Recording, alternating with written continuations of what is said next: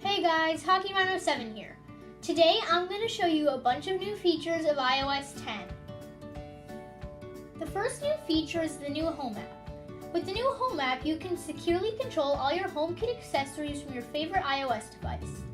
Have your iPhone turn off the lights, see who's at the front door from your iPad, and even control things remotely with the help of Apple TV. The Home app makes all your connected devices work harder and smarter for you. If you accidentally open an app, now you can close it right away instead of waiting for it to load. When opening a folder, it will blur out your phone background. Within the updated Messages app, you can now send GIFs, share music, send digital touch messages. You can write to your friends, and when sending photos, it is set up much differently. Next, Apple has modified Spotlight Search.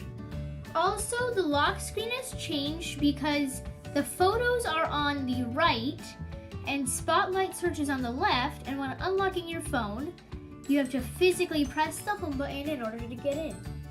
In the Settings app, there is now a Siri tab where you can access all the settings for Siri. There are not many new emojis, but most of the emojis have changed in look. The Maps app also has a new look.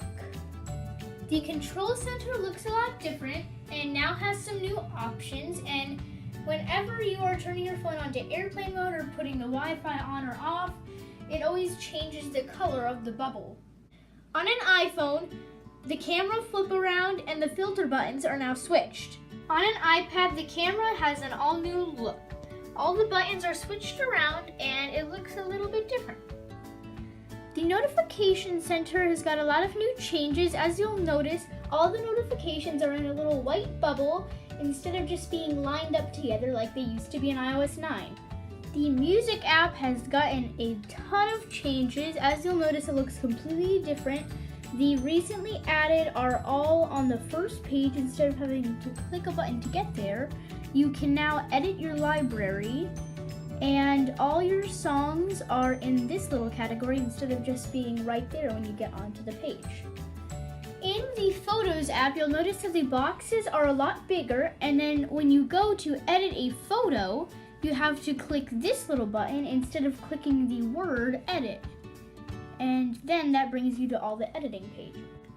There is now an Open in News feature, so whenever you're on a web page, you click the little up arrow, and then you can click Open in News right there. And then that takes you to your News app, and it brings you to some related stories on what you were looking for on the internet. When you send somebody a link to a YouTube video, it will show you what the YouTube video is and what it's talking about, and it'll have a little image of what the YouTube video is, so when you click on it, you know what you're looking for on the internet. Now, the back button does not cover your cellular data. Instead, it just moves the cellular data over, and it does not tell you what carrier you have.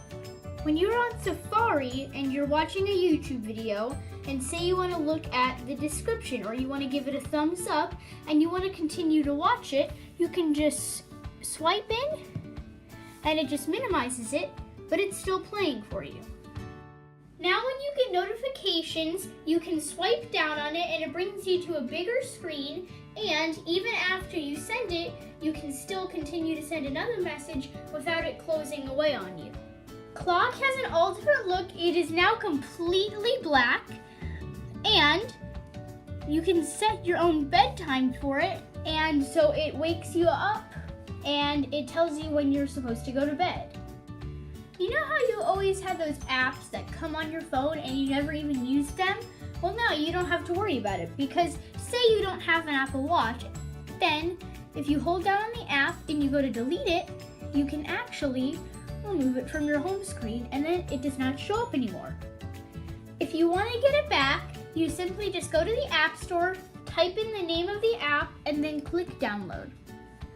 Those are some of the best features in iOS 10. I hope that you guys like this video, And please stay tuned for more content, and I'll see you guys in the next video. Really quick before we go, Mushroom Gaming has been asking me what I use to make my videos, and I use iMovie to make all of my videos.